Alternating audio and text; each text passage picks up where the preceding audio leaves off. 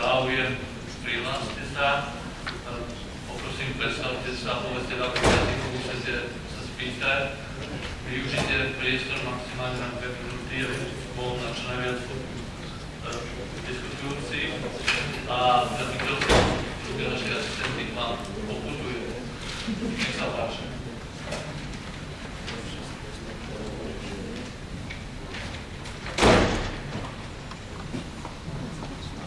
My name is Rudy Politai. Thank you for excellent presentation. And I have a short question, but for explanation.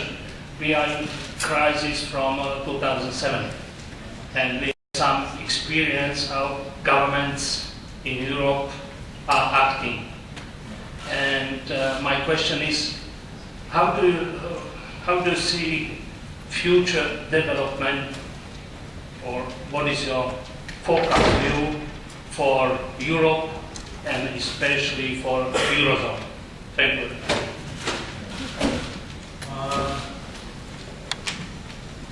If present policies go in the direction they have to travel,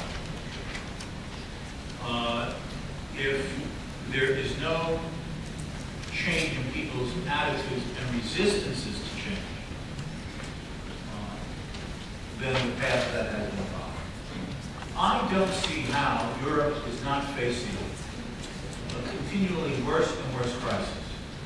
Eventually, they elected, in Italy they had an election, they don't want austerity. The Portuguese are demonstrating they don't want austerity. The Spaniards are demonstrating they don't want austerity. The Greeks have gone totally crazy. Okay?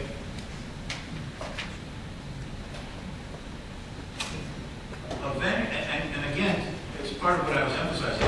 In most cases, okay, in most of these cases, it's not that people are being asked to actually take an absolute cut or a dramatic cut, just to slow down the rate at which their benefits continue to go up.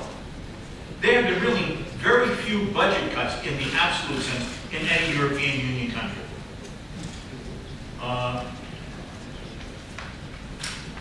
I don't see how the economies that are relatively more successful and productive, just because everybody thinks of it, Germany, for instance. And I believe that even if the Social Democrats win the next election in Germany, because by other European standards, the German Social Democrats tend to be to the right of French socialists. You know, you can be socialist, but are you a left socialist or a right socialist, whatever that means? Okay, so they will not continue to bail them out. Or enough of these countries unwilling to really adjust their financial and economic affairs, put enough pressure on the European Central Bank to violate its own principles not to directly fund government debt. If they go that avenue, then besides all of the financial problems, you're running the risk of serious price inflation. And that would eventually mean the breakup of the euro anyway. Because the countries financially more stable and not wanting to be affected by inflation in that way would increasingly be tempted to say, what am I in the euro for? So if current trends continue, I'm not optimistic. You know, because you get these periods of calm. Like there was the big crises last year, and then they arranged the funding of part of the Greek debt because the Greeks promised to sell off an island or a hotel or something, and everything seems calm. But then there's an election in Italy, and then everybody gets nervous, and then it's not like this down to the solution of the problem. It's like it keeps getting worse with just little ups and downs on a bad trend line. So I'm not optimistic. This is something that I know most people in this part of the world don't like to hear. Looking back, even though it would have created its own everyday difficulties, Slovakia should not have joined the European Union and should not have joined the euro. Because at the end of the day, it stays a good, loyal member in one form or another, it will be dragged down with everybody.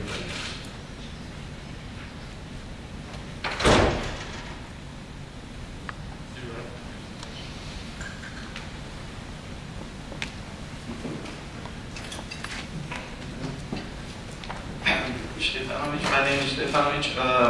I have a little bit different theory, Professor. I think that capitalism actually probably doesn't work the same in every country. I think that there is a different capitalism more effective in Switzerland and in Belgium or Netherlands than, for example, in Greece or Egypt. The same way in Slovakia, we have a pretty good economy, but we probably will never be like Switzerland. Maybe better, but not the same. But I doubt it. So what do you think about this theory, that the same way as Marxism didn't work the same way in Czechoslovakia and in Cuba, if the capitalism is a global solution, or the liberal capitalism is the global solution for every country? My answer is yes and no. Okay, yes and no. Let me start with the no and then the yes. Okay, let me first sort of say where I don't agree with you, but then I'll make you feel good, ending it with where I do agree with you. Okay? All right. The no part first. Human nature is the same every place.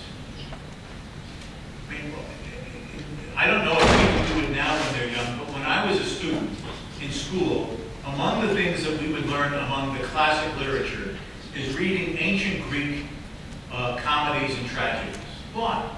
Because supposedly, even though these people lived, 2,500 years ago, you can read them and you see something of yourself in them.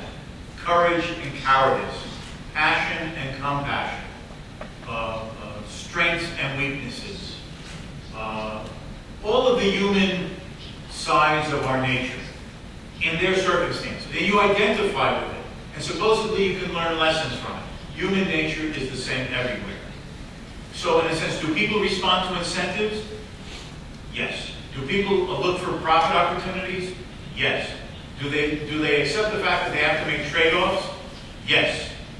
And I consider that, and where people own property, are they more likely to have a motive and incentive to care for it, improve it, maintain it, than if it's not their property?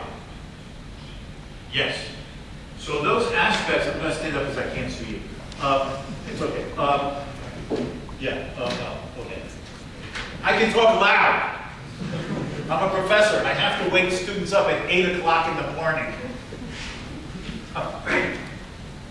So in this sense, I consider that human nature is the same. There's no such thing as like different economic laws for Americans and different economic laws for people in South Africa or in Siberia. There's human beings. So the core concept. Excuse me, you need to. What? Oh, so the basic issues of choice, decision-making, incentives, weighing costs and benefits, searching for profits, trying to minimize the cost of doing things, I think this is just in us. It's, to use that phrase, it's how we're hardwired in our heads, regardless of who we are, where we are, 2,000 years ago, or today, or 100 years in the future. What does matter is the historical context of the institutions and the circumstances in which we have grown up and lived. Okay? I was doing consulting work in the Soviet Union in the last years of the Soviet Union on market reform and privatization. But I was also traveling to some Eastern European countries, Poland, Czechoslovakia, Hungary, the Baltic republics. I was doing consulting work, especially in Lithuania, even when it was still part of the Soviet Union. And I noticed a totally different attitude among people in these Eastern European Soviet bloc countries, including the Baltic republics and Russians themselves. And that was because of a culture and an historical memory here that wasn't in Russia. See, it was a terrible tragedy, but you only had communism for 50 years. Now, 50 years is a long time, but only 50 years. So there we're here. I'm talking about, again, all of these countries here, right? people who were alive, the grandparent or the parent of a young child, who had a living memory of a pre-communist environment. Not that life was great between the wars, because except for Czechoslovakia, most of the governments in this part of the world were dictatorships anyway. But even saying that, there was private property, there were forms of market exchange, however imperfectly and corruptly cheated on, there was notions of rule of law. And so people could draw upon that even when they weren't aware of it as sort of a cultural DNA. When I traveled in 1990, 1991, in let's say Hungary, for instance, or Poland, people have a bounce in their step. They're happy. They now have a chance for a new life.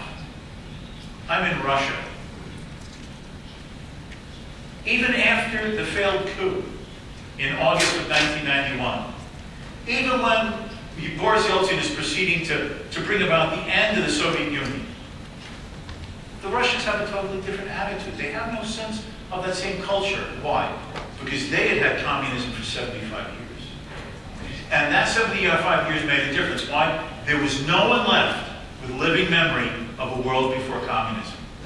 They'd either, after 75 years of communism, died of natural causes, or when they had a memory and an experience of a pre-communist world, Stalin had killed them.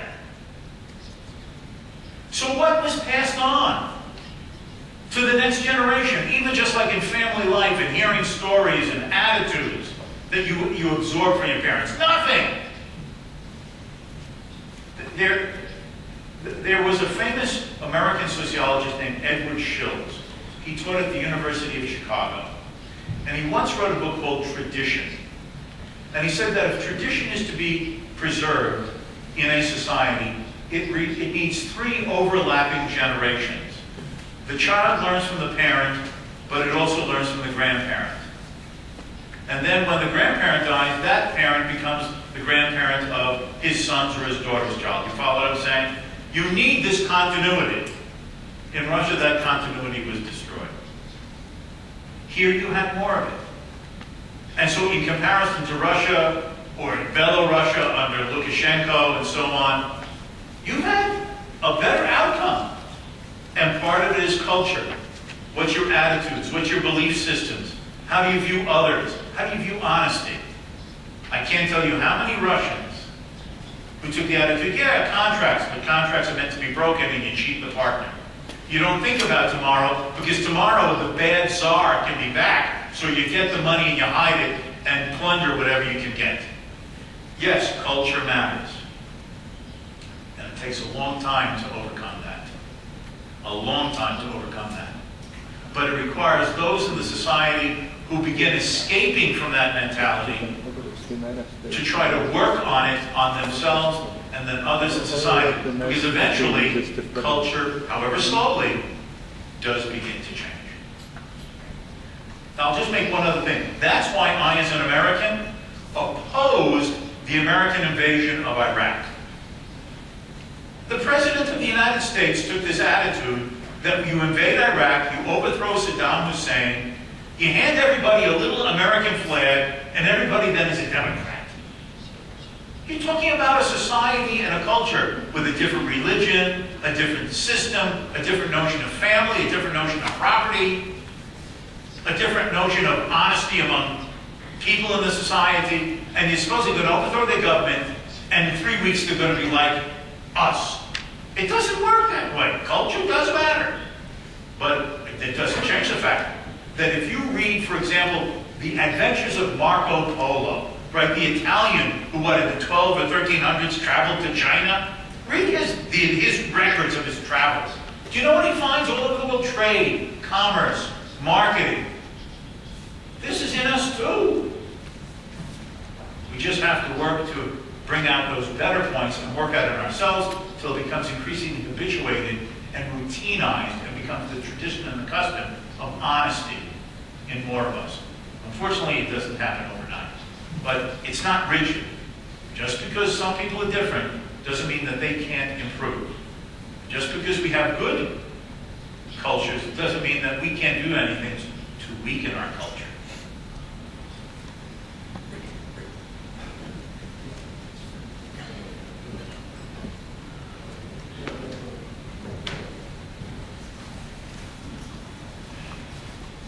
kríze.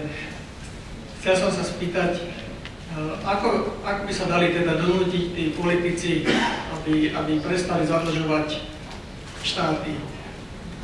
Bol by možné taký mechanizmus, že keď budú zadlžovať krajinu, nebudú dostať výplatu? Alebo prudko, radikálne sa zvýšia úroky z dlhopisov, napríklad 20%, alebo je nejaký iný spôsob? Ďakujem. That is an actually very good question. And there is an instance where the types of incentives you're talking about, oh yes, were implemented. In New Zealand, about 20 years ago, they had a lot of financial problems, accumulating debt, excessive regulation that was making it difficult for the private sector to innovate and grow. And so they got a bunch of pro-free market people in one of the political parties in Parliament. And they could finally get enough votes that they changed the rules. For example, if the chairman of the New Zealand Central Bank undertook a monetary policy that caused more than, let's say, 2% annual price inflation, he got a salary cut. If they couldn't adjust and start moderating the budget, members of the New Zealand Parliament were then faced with no increases in salary or cuts in their salary. Now, that gets the politicians' own self-interest, or the bureaucrats' own self-interest. But how do you even get to that stage? It requires enough people in the society who can persuade their fellow citizens that this is a path that is unsustainable in the long run, and to accept the fact that you must try to change the policy by putting people in office who will in fact not give you those favors and benefits. For example, 2 years ago, I'm sure you've read, if you follow anything about American events, there was this group called the Tea Party. This is a term from the American Revolution. The British imposed a low tax on stamping. You know, you had to stamp a document, stamp an import that was coming in. It was like 2 cents on the dollar. They revolted against this in 1775, and they dressed up like American Indians so they could disguise themselves. They went to Boston Harbor, and they threw all of the tea that was being stamped and you had to pay a tax on into the Boston Harbor. They'd rather destroy it than pay a tax, an unjust tax to the government. You follow what I'm saying? Now, so you have these people in the United States who say government is too big, government is taxing too much. I accept the fact that if we're going to get government under control, it means that I can't get all the government handouts and goodies that I've received in the past. And they elected people to Congress. And these are the people who, if you follow American news, who keep saying no increase in taxes. We're going to cut the budget. End of story.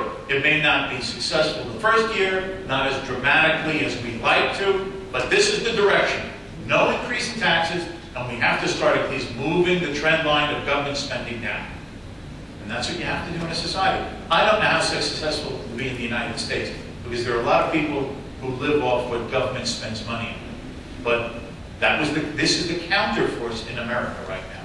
And it's because of people accepting the reality and voting people into office who will attempt to make those changes, even when the voters themselves know that it will have a negative effect on that. They won't get as much from the government as they have in the past.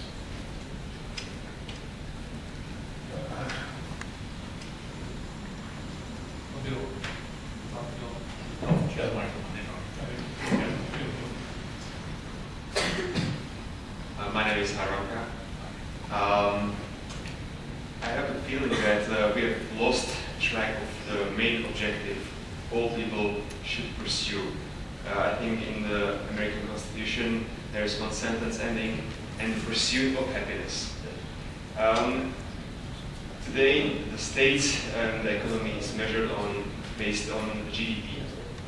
There are, let's say, moves that try to bring new trend, like for example Bhutan on the Rio 20, and I know happiness is hard to measure. Maybe that's the reason why we don't do it so readily.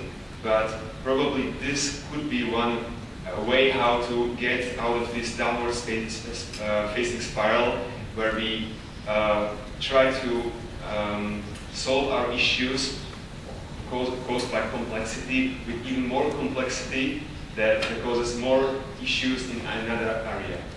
What's your view on this, please? You are right. In the American Declaration of Independence, which every young American boy and girl learns in school, it says, we hold these truths to be self-evident, that all men are created equal, that they are endowed by their Creator with certain unalienable rights. Among these are life, liberty, and the pursuit of happiness. Now, when that document was written, actually it was mostly written by a future president of the United States, Thomas Jefferson. He didn't say life, liberty, and the right to happiness. Yes, everybody has a right to happiness, and if you elect me, I'll make you unbelievably happy. No, no. You're to be free to pursue happiness. But what does it mean to pursue? What is happiness? You know, for me, it's doing one thing in certain ways. For you, it's another. There are people who are avid golfers. Every free moment they want to go out on the golf course and golf. I played golf. I did it. That was my physical education class when I was in college. It's because there was a girl I was interested in. She was playing golf. So I figured I also did. And actually I dated her for about 6 months. It worked.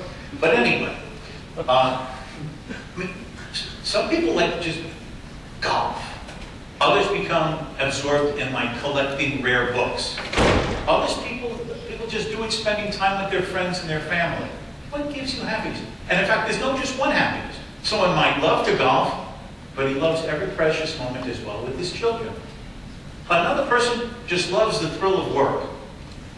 The fact is that if you read stories of, quote, the great successful businessmen, the entrepreneurs, the innovators, they actually do it not just for the money. That's just sort of a symbol of success. They do it because of the challenge, the creative act of their mind at work. That's another person. So what's happiness? And how do you even measure this?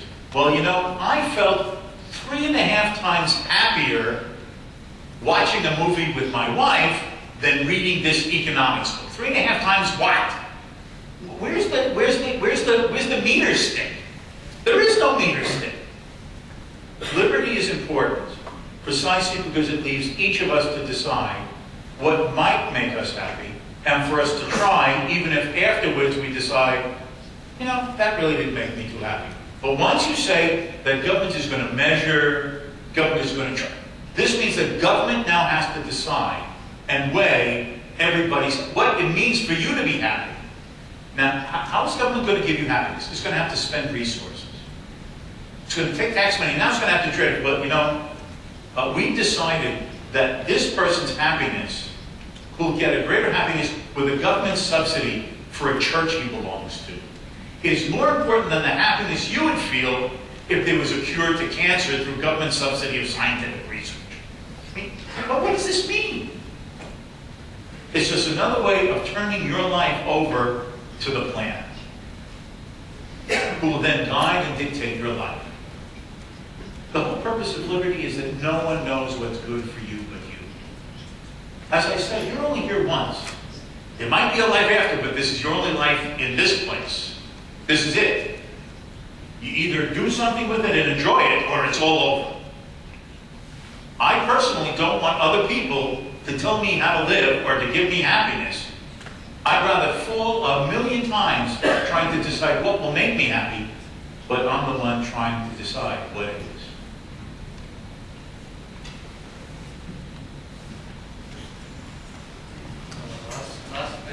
Last question. But maybe we could measure people's happiness to ask more questions. So, my name is Tomáš Dinka, and the last question will be, what is your opinion about Bitcoin, the virtual cryptocurrency? Thanks. The question is, what about these attempts to have a virtual currency? I like it. Because one thing that I didn't mention, because I was conscious that I was talking too long, it's the disease of every professor, he talks too much. Is that the thing is, I would argue that in the long run, it isn't, for the monetary system of a free society, it's not just to say, well, to end the temptation and the abuse, you're going to have a government money system, and that government money system has to be anchored in a commodity such as gold to limit its supply. I would argue that the ultimate free society is that government isn't involved in money. I know that's even going to seem more radical to some of you, but that the government shouldn't be involved in money at all. Money emerged out of the market, gold and silver. Banking emerged out of the market. Middlemen to bring savers together with investors. That's what banking is. Now, for all the complexity, it's taking one group of people's savings and based upon expert knowledge as a middleman to judge the trustworthiness, the creditworthiness of the borrower, to extend it to someone who wants to use it for hopefully some profitable investment purpose so he can pay back what he's been borrowed. That's what banking is. Well, there is no... And the market should decide this. What to use as money. What types of money to use.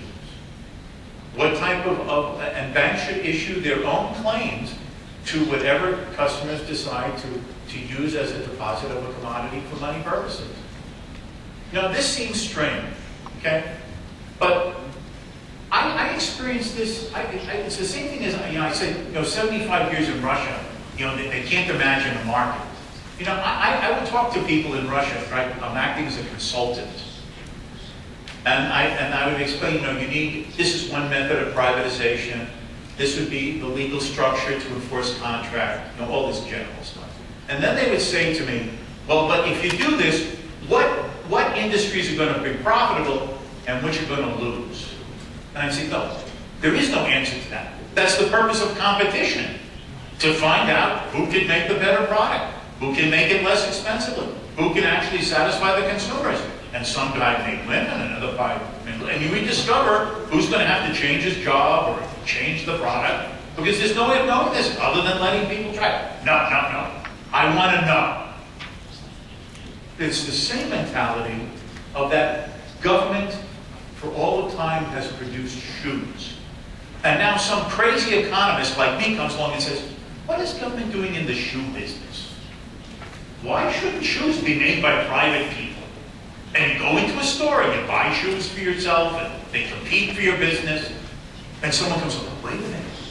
If the government doesn't produce and supply shoes, how do you know parents will be responsible enough to buy shoes for their children? What irresponsible parents will let their children run around barefoot because they want to spend the money at it, just so you know? I mean, you can imagine people thinking all these bizarre things. Well, markets do provide shoes, and parents are responsible to buy shoes for their kids. And shoe companies compete so you can have a variety of both quality and price. And we take this for granted. Well, I'm suggesting that in the true free society, the monetary system could be the same. People decide, do they prefer gold, silver, platinum, some other commodity? Banks accept such deposits. They issue notes as a claim to the gold or silver or whatever that's been deposited. If the bank is trustworthy, the notes circulate as a substitute in transactions, which at any time can be taken back to that bank and redeemed. And as a consequence of this, the market functions, and money is taken out of the hands of the government completely to really minimize any potential for abuse. So yes, I like these ideas of virtual monies, alternative monies, market monies, because that is the true ideal. The individual is free, and the market, the government is a policeman and a judge. The policeman and the judge sees that the rules of the game are enforced. The referee is the policeman. And the judge is the umpire who says, well, if it was violated, what does the handbook say is the punishment for violating the rules of the game? And that's it. And everything else is just free choices and interactions of you and me. To my mind, that's a good society and a moral society. I only deal with you on the basis of free choice and voluntary consent. I treat you with respect and dignity as an independent person that I do not have the right to control or manipulate. To me, that's moral and a good society. And it includes money too. Okay, on that note, thank you so much.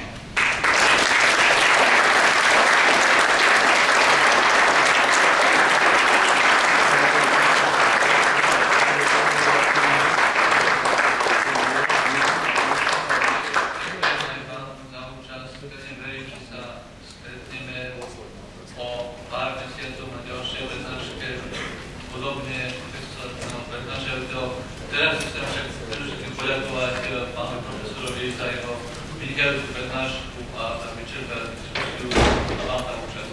Thank you very much. Ďakujem.